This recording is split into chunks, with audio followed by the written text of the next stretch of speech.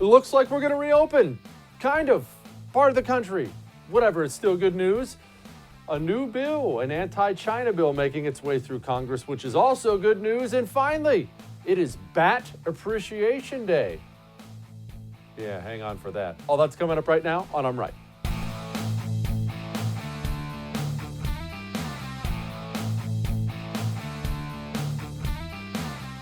The time to rehash old mistakes is gone. Look, we've belabored the point endlessly on this show, and it's Friday, and you don't need me beating that dead horse anymore for you. I didn't like the shutdowns. I thought they were ridiculous, but that part is gone. We got unemployed Americans. It looks like, I don't want to get the cart ahead of the horse here, it looks like we're going to get our arms around this whole pandemic. Death rates are going down. We just had a study come out today out of Stanford that showed many more times people were affected than they thought, which sounds bad, except it's not bad. That means a lot of freaking people have had this thing and got by just fine. That means the mortality rate of it is way lower than we thought. I'm not a doctor. I'm not going to break down all that. Either way, today had a ton of good news. Ton of good news. Let's focus on the future. And what do we need? Well, we still need to keep focusing on treatment for this virus because let's be honest, it's still here. It's not going to be gone May 1st. It's not going to be gone tomorrow. It's not going to be gone June 1st. It's a freaking virus. It hangs on like a leftist. You can't get rid of the daggone things. That's one. Two, there's a second wave probably coming. And we haven't talked about that a lot, and it's Friday, so I don't want to drag you down to the dumps, but second waves come. And oftentimes those second waves are brutal. All the fatalities, well, most of the fatalities in the Spanish flu, that epidemic pandemic, in 1918, they came in the second wave, not the first wave. So let's assume we're going to get another wave of this whole thing. We need to know what we're going to do. We need to have testing ready, which it looks like we're going to. We need to have ventilators ready, which it looks like we're going to because we're the United States of America and we've cranked out more ventilators than we even needed, which we should. We'll have some medicines ready. They're working on a vaccine. They're going to keep studying this thing. America did it right. Well, most of it, whatever. We're not perfect. But let us focus now on not the journalists, not the politicians. Let us focus on the people who are stuck waiting in line at a food bank waiting for emergency food. By the grace of God, we do have a president who hears their cry. Here's President Trump. Governors will be empowered to tailor an approach that meets the diverse circumstances of their own states. Every state is very different. They're all beautiful. We love them all, but they're very different. If they need to remain closed, we will allow them to do that.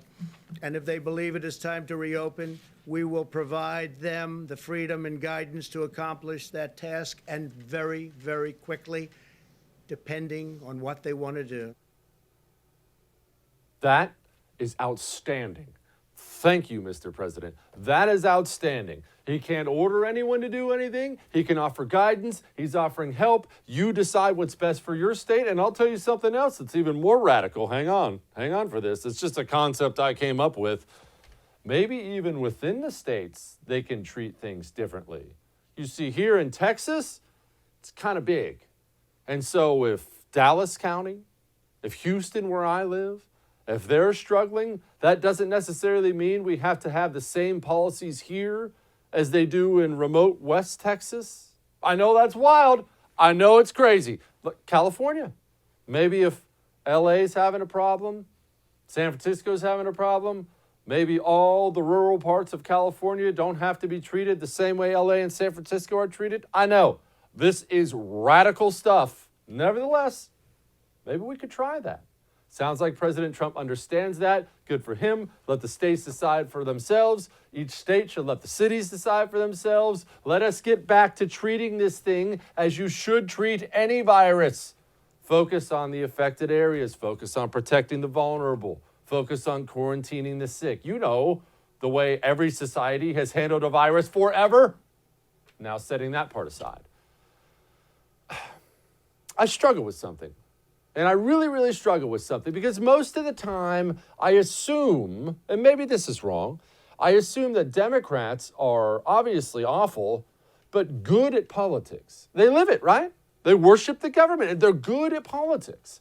And to be honest, lots of times I feel like we're amateurs. I feel like they're playing like professionals, and we're playing like amateurs. So I don't understand the Nancy Pelosi thing. I mean, I get how she's the Speaker of the House. She's been there for ages. She's extremely ambitious. She's banked up a million different favors. A person like that is going to get to be Speaker of the House. What I don't understand is if you're the Democrat Party, and this is before she lost, control of her mouth, apparently. If you're the Democrat Party, how do you let that woman be the face of your party? How can she be the leading voice of your party? You have to be smart enough to know, Speaker of the House or not, this person is not a good messenger for your party. It comes across as rich San Francisco snob. That's what it comes across. Here's hers. Testing is the key to opening up our country to resume our lives. The White House's vague and inconsistent document does nothing to make up for the president's failure to listen to the scientists and produce and distribute national rapid testing. What does that mean? That's not what people want to hear right now. Do you know one thing that has been almost universal, and I've had a bunch of people on this show, on my radio show, to talk about it? The American people have liked Donald Trump's press conferences during this coronavirus. Not even Trump voters. Trump haters have liked Trump's press conferences. Why? To a man, they all have said the same thing. It's not political. It's just informative. I mean, most people aren't into politics like you are, like I am. They pay attention, maybe they vote, but people like that, they want to be informed. When I tune in and watch the President of the United States during a pandemic, I realize you're going to get other things the rest of the time. During a pandemic, when I tune in, I want to hear information. Okay, am I going to die? Is my wife going to die? Are my sons going to die? Is my mom going to die? I don't want to hear politics. The one thing people have loved about Trump throughout this process is he hasn't been political. He hasn't.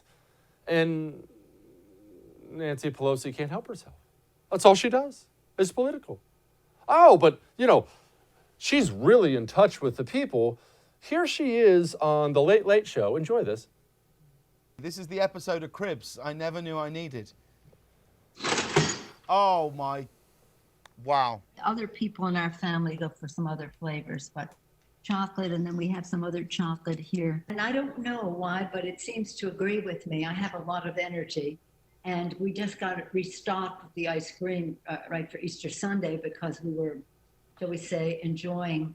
I don't know what I would have done if ice cream were not invented. Let me help all of you out there. And this isn't mainly for you. This is for my friends in the political pundit business, for the congressmen I know, for the senators I know. Let me help you out. When 30 million people are unemployed, and that number may be low, it's not a great time to go on a late night comedy show and stand in front of your allegedly $24,000 fridge and show off your ice cream collection. Especially when you are the principal responsible for blocking extra funding to small businesses who are dying every single day. I know, that's tough to hear. I get it, but just a helpful tidbit. Here's some audio from old Nance. They're just saying they think small business money needs to go now. Can you explain to those small businesses? I'm hearing from them, I'm sure you're hearing from them, who now feel that they're in limbo and don't understand why you would be refusing this money now when they think you can get the rest of the money later as well. Well, perhaps it might be clearer if you understand. When we talk to McConnell, he says, well, I think that we should do some of that, but let's see how the money that is out there is working for state and local and hospitals before we do more. But let's not see how everything is working when we do state the small businesses. Well, we think they all need the resources. They're so tone deaf. They're normally better than this at politics. That woman shouldn't be your spokesman. Ever. Oh, speaking of spokesman, the rumor has it that Vice President, Senator, Vice President, now presidential candidate Joe Biden has narrowed his vice president search down to 3 people. Just the rumor. Kamala Harris, Stacey Abrams, and this governor of Michigan. She had a horrible protest where people were honking and clogging up the roads and screaming at her to stop being such a tyrant. You remember, this is the governor that has banned people from buying gardening seeds. And this is what she had to say about it. And so it's that kind of irresponsible action that puts us in this situation where we might have to actually think about extending stay-home orders, which is supposedly what they were protesting. How condescending is that to people who are starving? Huh, look, you do that again, I'll keep you home for longer. I guess that's what they're supposedly mad about. Tone deaf has taken on an entire new meaning during this pandemic. I've never seen anything like it. Oh, Ohio Governor Mike DeWine, it's not limited, by the way, to Democrats. Mike DeWine says, quote, "This is, frankly, much more difficult, but it's what I owe the people of Ohio, a thoughtful response. I also owe them the truth. The truth is that it won't be like it was until we get a vaccine. We have to do the best we can." Who is talking to these people? Until we get a vaccine? We just still don't have a vaccine for SARS. People, there's not a vaccine coming. It's not coming next week. It's not coming next month. I don't care how many ads Bill Gates gets out there. It's not coming next year. You had better find a way to get the United States of America and your state of Ohio humming again without a vaccine. Enough of this nonsense. Stop putting that in the minds of people. It's bad enough you people have put in the minds of every American that, well, if you leave your house, you're going to die in your lung fluid. Best of luck. Now we have to contest with that coming up. Here's Sunny Houston of The View. She thinks she knows what the protest was really about in Michigan. But I guess I just didn't understand the manner within which it was done. Everybody was close together. People were getting out of their cars. They're waving the Confederate flag. I thought rather than it becoming sort of a stay-at-home order protest, it seemed to become some sort of racist protest.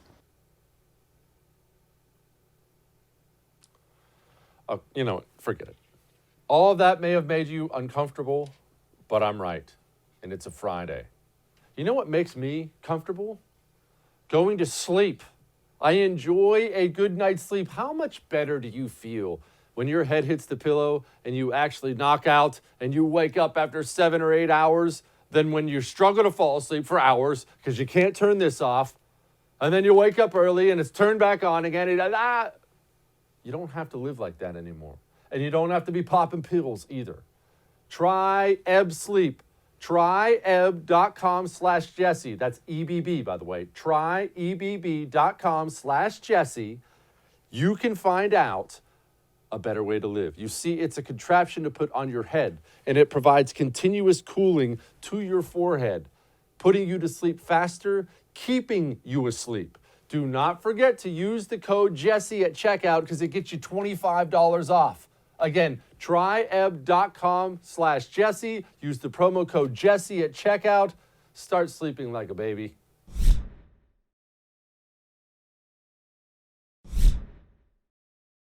What's going to happen to China? Maybe a lot. I have to tell you, I know you're going to find this very, very shocking.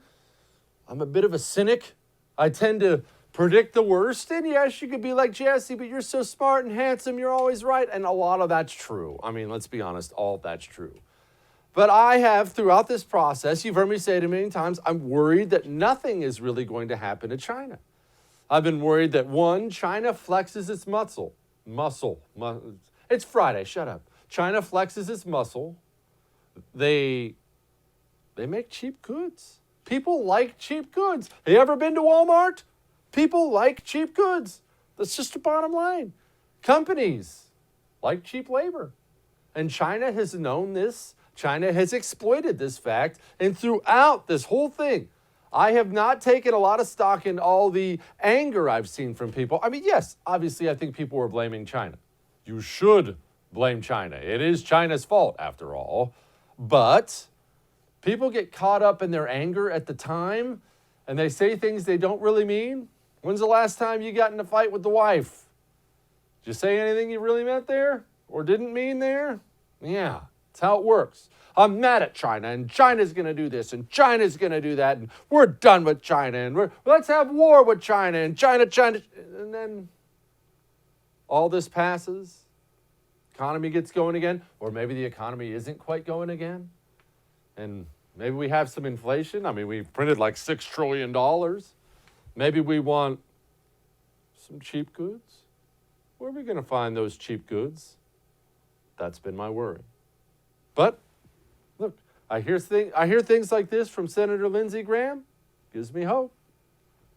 If it were not for the irresponsibility of the Chinese Communist Party, there would be no pandemic in the world. Americans would be alive today and 22 million people would be at work.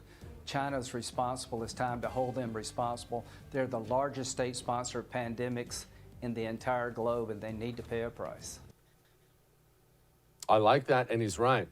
And what does give me hope? See, I'm going to be sunny Jesse today. It's freaking Friday, baby. It's Friday. It's time to be sunny Jesse. So let me give it to you. Maybe enough people have been hurt by this, enough countries have been hurt by this, that maybe we actually will see some progress. When I'm seeing these economic numbers out of Europe, I know what they are here. Who's been telling you that from the beginning? When I see the economic numbers out of Europe, I think, ouch. We're talking 5, 6, 7, 8, 9% complete economic retraction in Europe. Maybe, just maybe, at the back end of all this, they're going to be hurting badly enough that they're going to want to join with us to economically punish China. And understand this. Anybody who sells you anything else besides economic punishment is either naive or they're lying to you. We can't have a hot war with China. You heard Jim Hansen talk about it the other day. You heard that retired Brigadier General from the Air Force, Spaulding, talk about it the other day on our China special. There is, well, we can't get to China. They have a ring of intermediate missiles around China. We can't get there. This has to be fought economically. And it can't just be fought by us. We like to think that. I like to think that. It's America, baby. Hot dogs and fireworks and screw everybody else. And normally I would agree. But if you're talking about economically punishing China, we can't just stop buying their goods and have everyone else go back to buying their goods. That doesn't work. Everybody has to decide China needs to pay for this. Maybe they will.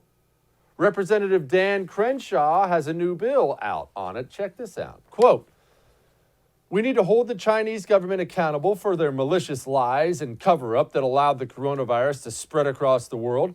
The communist regime expelled journalists, silenced whistleblowers, and withheld vital information that delayed the global response to the pandemic.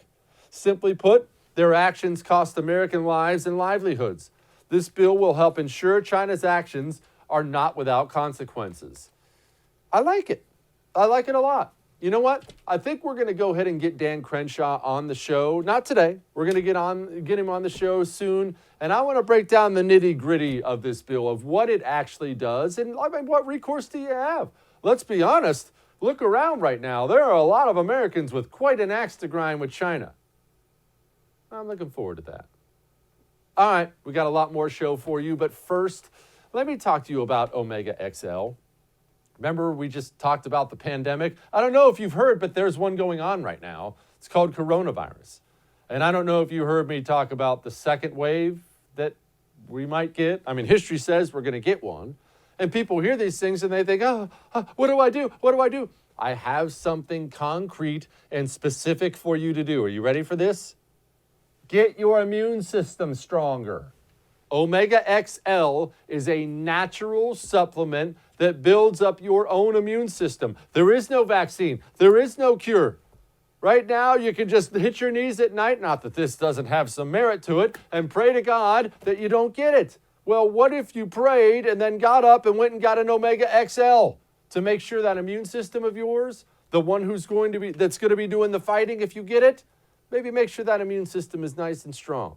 Go to omegaxl.com/Jesse, and if you do that, you'll actually get a free bottle with your first order. OmegaXL.com/Jesse. Go there. Stop worrying about coronavirus. Start doing something about it.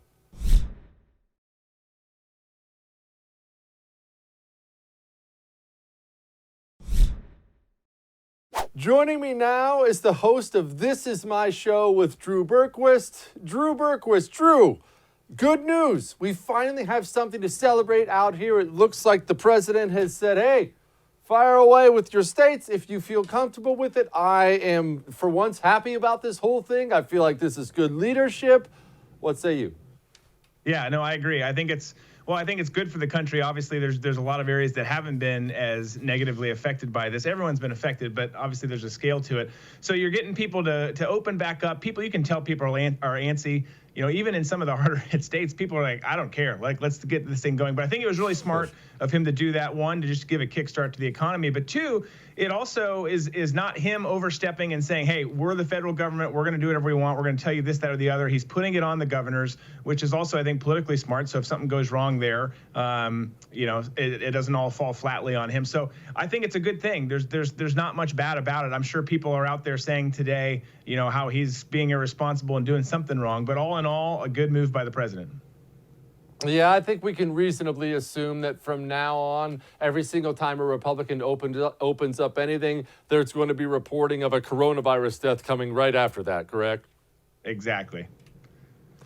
As long as we can match knows that for every Democrat that wants to release prisoners because they're scared they're going to get the coronavirus, that they go out and murder someone like happened in Florida this week, as long as we can share that news to counter their just utter foolery on this thing, then I guess it's fair.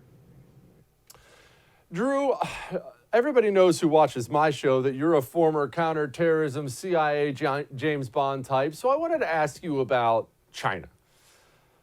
Do we have, actually, that's probably not a question I can ask you, how many people we have there. I'm assuming we do a lot of spying on China the way they spy on us. Are we equal in the spy game? Are they really, really good at it? Because here in America, all we hear about, obviously, are we busted this Chinese spy. We busted that Chinese spy. They had a freaking Chinese spy driving around one of our senators. They have a Chinese spy in the infectious disease section of Harvard. They have Chinese spies everywhere. You don't necessarily hear about American spies in China, which is probably a good thing. Otherwise, they wouldn't be spies. Are we as aggressive as they are, or are we more hands-off? I think it's probably somewhere in the middle. I think, look, the way to look at it is this: is we're very, we're knee-jerk reaction folks. We're as a country, we have a shiny ball, we focus on that, and then we've got a couple other dull balls that are over here that we look at, and obviously China and Russia are always among those. Those are big rivals of ours. They're big enemies of ours, trade partners as well on certain things in the case of China, but they're enemies. They're going after us. But so you gotta think of it. One is always expect the U.S. intel community, military communities to be focused on what is most important to them, whether that's ISIS, whether that's Iran, whatever it is. We tend to go way too overboard into one topic. Then the second thing is we are the big dog on the planet. We are what everyone is trying to be. So Russia and China are going to do anything and everything they can to undermine us, get as good as us, which is never going to happen because we're amazing. But to get as good as us and then try and supplant us and take over as that global leader. So to answer your question, I guess we are working hard there. There's tons of operations against those two, the big state actors, China, of course, being the biggest, but not necessarily to the scale that they are, just because they've got a chip on their shoulder. They want to be us. We've got a lot of other people who don't like us that we're having to divert resources to. So it's not necessarily even, but it's also not just us abandoning the mission either. Are they better at it than we are? I don't know that they're better at it, but I think that they, across the globe, and it's not just China and Russia, but Russia's a great example of it. They don't play by the rules that we do. And this was really, really bad on the Obama administration is, we would have our hands tied so often on, well, the rule says this or international law says this, or it's just the nice thing to do it this way, which is, of course, not what we were doing. Our goal was to go find people, collect information and then have them take a dirt nap. That's the goal of what you're doing. It's a dirty game. We tend to play by all these rules. They don't, so they get a little bit further than us. I don't know that they are trained better. They just operate within a different confine of rules and regulations than we do. That sounds to me like they do it better. I like my spies to be relatively rule-free, but look, that's just me. All right, that's setting that part of it aside. We have things like there's a new bill from Dan Crenshaw coming through Congress allowing American citizens to sue China.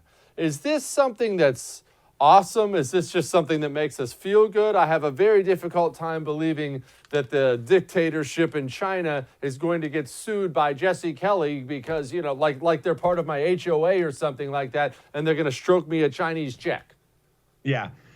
Look, I think it's a feel-good thing. I think that, you know, what Americans want to see right now is that blame is placed squarely where it should be. And China obviously was behind this. They sheltered information and tried to make themselves look good. All the while, everyone else is suffering, and now the whole globe is dealing with this. So I don't think it accomplishes much. I don't look. If people feel good about it and it makes them happy, fine. But in the end, much bigger steps need to be taken to fix this issue and fix future issues. You know, suing another government or another state is not really, I think, the end game that we're all looking for. It's just a near-term fix. What is the end game when it comes to China? Let's assume we get out the back end of this thing. We'll claw back economically eventually at some point in time or through the pandemic. Is it just purely an economic thing? We try to get other parts of the world to join us to hurt them economically. That's pretty much all we can do, right?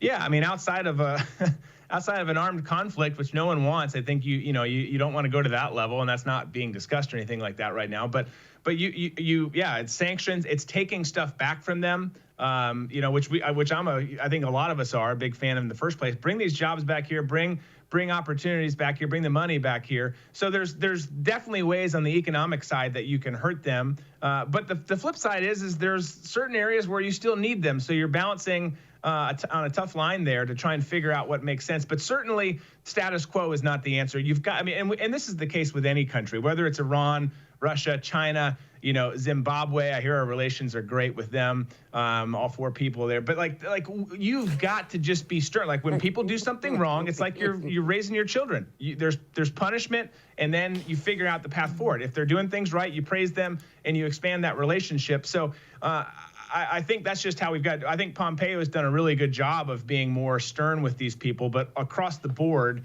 we can't have Democrats back here siding with China in the World Health Organization, when all this is going on just because Trump's in office. There's got to be a collective response that America rocks. We're going to take care of America, and we're going to try and take care of other people too, but you've got to play nice and you've got to cooperate. Drew, you mentioned us focusing on the shiny ball and ignoring the dull balls. Let's assume Iran and Russia and China are all shiny balls. Is there an enemy out there that nobody really talks about, but is most definitely an enemy? Obviously not on our level, or otherwise we'd hear about it. But is there somebody out there who's really, really not friendly with us, or we're not friendly with them?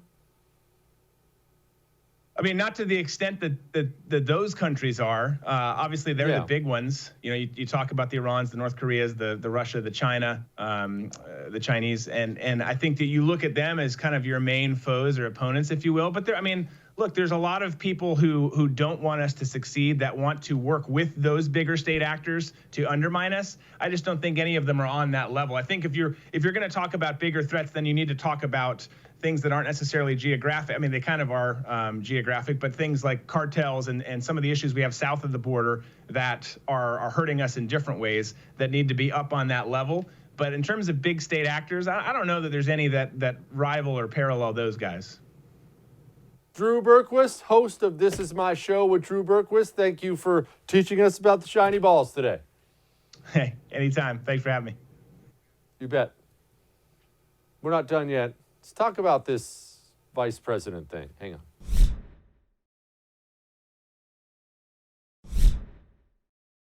Well, we've talked about this before, and let's touch on it again briefly. Joe Biden is going to have to make a selection for who he wants to be as his, well, wait a minute. Let me start that whole sentence again. Quit. It's Friday. Joe Biden is going to have to make a choice for who he wants as his vice president. You see what I did there? That's how you recover, people. That's how you do TV. And let's be honest, it matters a lot.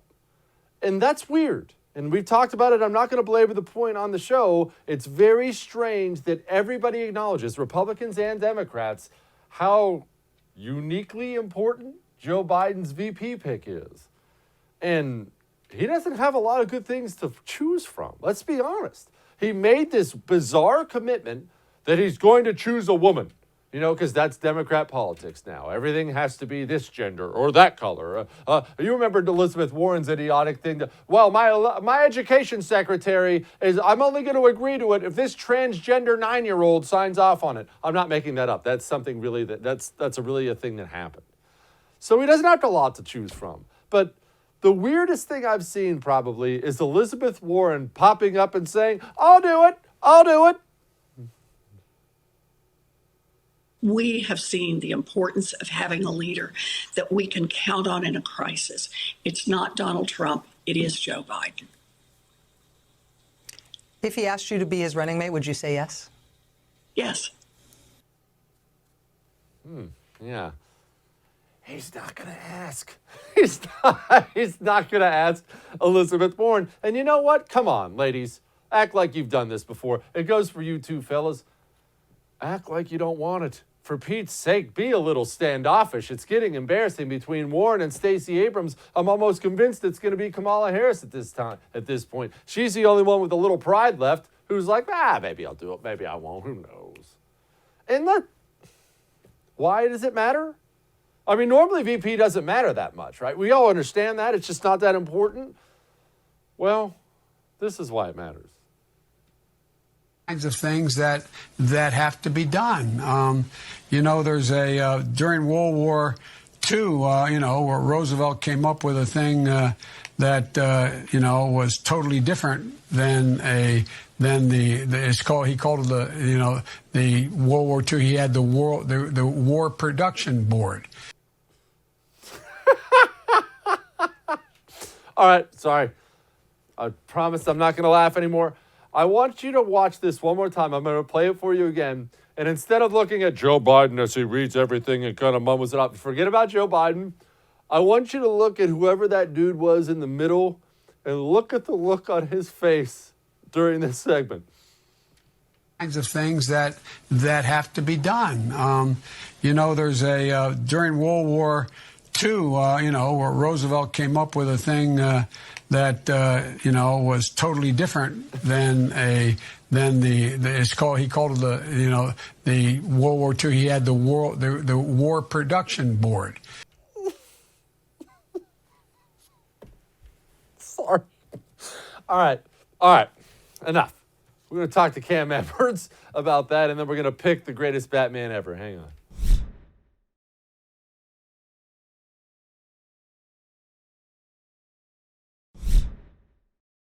Joining me now, one of my favorite people in the world, and according to your emails, one of your favorite people in the world, bearingarms.com, Cam Edwards. Cam, how is life on the farm? Please tell me you're still making homemade bacon. Thank you, Jesse. It's good to be here. Yeah, life is good, relatively unchanged. We're pretty much homebodies anyway, so our life has not been hugely disrupted. Now, listen, here's the thing. We have not had pigs for about a year and a half because they've been in our freezer, and we've been eating them. But this weekend, that space behind me, we're going to have 2 pigs, Berkshire Black Hog mixes. We're going to raise them up to be about 400 pounds each. And then we're going to eat them, and they're going to be delicious. I can't wait. 400 pounds? Is that really? That has to be dangerous. No. Listen, you treat them well. You give them fresh grass to eat. They love you. Listen, pigs are great animals. It is a shame that they're so tasty. Otherwise, I might keep them as pets, but now they're right below that threshold. They're still food. Well, too bad for those new pigs. Do not ask for whom the bell tolls. Now, speaking of for whom the bell tolls, Cam, stepping away from all the coronavirus and economy stuff for just a moment, we do actually, believe it or not, have a presidential election coming up in November. There has never been as important a vice presidential selection as the one Joe Biden's about to make, and everybody kind of knows exactly why that is. What do you make of this Elizabeth Warren, this Governor Whitmer, possibly Kamala Harris? Who do you think's the front runner? You know, I have no idea because I don't know if Joe Biden knows what day of the week it is right now. I mean, to be fair, 80% of us don't know what day of the week it is at the moment. But, you know, I mean, again, I don't know what is going through Biden's mind. It's probably, you know, cheesecake, popcorn, granola bar. He doesn't really, and that's why this is such an important pick for the vice president, right? Or, excuse me, for the former vice president. You know, I think he wants somebody with experience. I know Stacey Abrams has been publicly lobbying for the job. But again, you know, there's a not insubstantial chance that the vice president may become the president at some point if Biden is to get elected. I don't think you want somebody with, you know, the lack of experience of Stacey Abrams. But look, every one of those potential picks comes with baggage, right? I mean, Governor Whitmer up in Michigan is ticking a lot of people off with her egregious emergency orders right now. Kamala Harris and Joe Biden, you know, they didn't really get along too well on the debate stage. So I don't think there is a perfect fit because, quite frankly, I think every choice that Biden has before him has got a fundamental flaw. Yeah, who can forget that wonderful, wonderful debate moment? Maybe my favorite of all time when Joe Biden said he had the support of the only black female senator or something like that of all time when Kamala Harris was standing right beside him. All right, be that as it may. You're in Virginia. Your governor is an insane person. How is the lockdown being received there? He keeps extending it. It's now till, what is it, till mid-May, or is it still June 10th? What is the mood and what's he saying? You know, that's part of the problem is nobody really knows, right? So the governor's order does extend until June 10th, but the order shutting down businesses, I guess, extends until May 8th. I think people are getting a little tired of this. You know, the good news is that the cases have not really overwhelmed the state of Virginia. Northern Virginia has been hit fairly hard. Richmond area has another outbreak. There's been an outbreak in Harrisonburg, Virginia, but we still have counties in the state that have not reported a single case yet, and that's good news. Along with that, though, you know, the economic pain is real. I mean, here in Farmville, you drive down Main Street, and, you know, every store is closed. Even some of the restaurants have had to shut their doors. Some are trying to make it by serving takeout and carry out, but not everybody's able to do that. So, you know, listen, nobody wants to open up the doors to the economy so quickly that we overwhelm the healthcare system, but you can't keep things locked down forever. And I think that, you know, Governor Northam, you can say he's been erring on the side of caution. I don't even think that's it. You know, I think that the governor is, for whatever reason, and actually, you know, I've got a reason here. Our testing has been really bad, Jesse, in the state of Virginia. It's not where it needs to be. Sure, Governor Northam would, you know, point the finger at the federal government, but at some point, he does have to take responsibility. But I think one of the things that may be spurring him to be so cautious is that while the reported cases are not as high as they could have been, the number of deaths, I think we just crossed over 200. I don't think we really know how much of a handle we have on this at the moment. But I tell you what, we already had a protest out of the state capitol yesterday. There were several dozen people there, you know, urging the governor to open things up. And I think that those voices are only going to grow in the days and weeks ahead. How rich of a state is Virginia, Cam? I mean, look, people don't pay attention to state budgets. It's boring. It's inside baseball, political stuff. But this stuff's going to matter, especially in the coming, you know, days, years, as state budgets have been absolutely incinerated by this lockdown, which I hate, but that's another story. What kind of economy does Virginia usually have? You know, generally it's pretty good. I mean, Northern Virginia, the D.C. suburbs, they're insulated from the typical recession that we might see every 10 years or so. That's not been the case this year. And with the coronavirus epidemic, I mean, you've got a lot of retail shut down. But, you know, even in Northern Virginia, you've got more people than average, I think, working from home, able to telecommute to their government jobs. It's really in the small towns, I think, that you're really starting to see this economic devastation. You know, and I worry about some of these towns being able to come back from these closures, because these are towns and rural counties, quite frankly, that are already struggling to scrape by in the best of circumstances. And this will be, I think, unfortunately, absolutely devastating to a lot of them. Cam, look, everybody knows I've lived everywhere, and I love Texas, I love Montana, I love New York City, I love it all. But I'm a bit kind of partial to the rural areas that you just brought up, and I have concerns that as we line up these small towns and murder them, that is going to drive even more people into in America into the urban areas. Is that unfounded? Is that not going to happen? I mean, I think it's, listen, I think it's plausible, but I also think the opposite is plausible. I think that we could also see, listen, I mean, if you live in Midtown Manhattan right now, are you really anxious to stay there when things start to open up? Or might you start looking for someplace with just a little bit more space to roam and to wander where you're not living directly on top of your neighbor and directly under another one? I think that rural America has got to look pretty attractive to a lot of folks who may be confined in their studio apartment without much space to get outside. Again, look behind me. Yes, I'm staying at home, but I can go for a nice long walk every day. I can go hunt turkey in the morning if I want to. I've got my garden growing.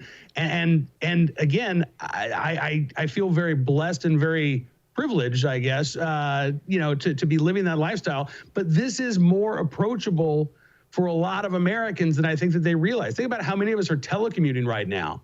That wasn't a possibility 6 months ago. Well, if you can telecommute from your home in the suburbs, why can't you do that on 10 acres in a rural county? So I think this is, maybe it's going to drive more rural Americans to the big city, but I hope that we can actually start to reinvigorate some of these small towns and open spaces by welcoming folks.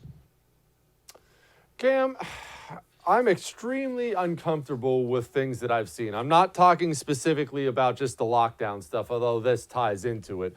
I can't believe how free these governors and mayors have felt to blatantly violate the constitutional rights of folks. Whether you say virus, nuclear bomb, war, whatever it may be, we here in the United States of America are now throwing handcuffs on pastors for having church services. We put handcuffs on a man who was playing softball with his daughter and wife in the park. This is a violation of our God-given rights. Our Bill of Rights, our Constitution was not handed to us just for the good times. It was specifically there for times like this. And man, it seems that so many people are comfortable just chucking it right in the trash. Well, I think people are afraid. And I think that they are afraid not only of the coronavirus, but they're also afraid of speaking up, quite frankly. Half of this country subscribes to this notion that the bigger the government, the better. And they may not see anything wrong with this. But you're right. Jesse, you know as well as I do, my wife has lung cancer, right? She is a person who is at risk. I am taking this very, very seriously. At the same time, I just wrote about a story today for BearingArms.com, a teenager in Wisconsin who was threatened with arrest because of a post on Instagram where she talked about how she was recovering from the coronavirus. And the sheriff went over, directed a deputy to go over to her home, tell her to take down that post because they didn't want to incite panic. Well, that is absolutely asinine. And the thing is, if these executives do want us to take the coronavirus seriously, then they need to take our rights seriously. Because, again, as somebody who has an at-risk person in their home, when I see these type of stories, I want to run out and lick a doorknob. My inner rebellious nature just comes to the forefront. So if you want us to be responsible, treat us like adults. You start treating us like kids, guess what? We're going to be the rebellious Americans that we always have been. Cam Edwards, give our best to Mrs. Z. I know everybody prays for her. We do as well on this show. BearingArms.com. Go read his stuff. Appreciate you, man. Thanks, Jesse. Always good talking with you, man. Be good.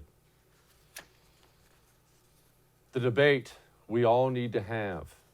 Who is the greatest Batman of all time? It's a no-brainer. I'll tell you in a second.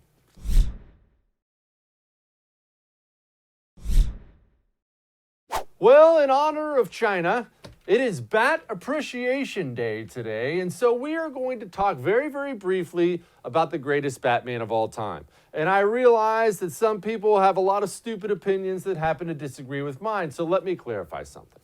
It's not George Clooney. It's not Val Kilmer, although he did a good job. It's not Ben Affleck, although Ben Affleck, yell all you want. Ben Affleck was a good Batman. Yeah, his Batman movies sucked, but that's no indictment on Batman.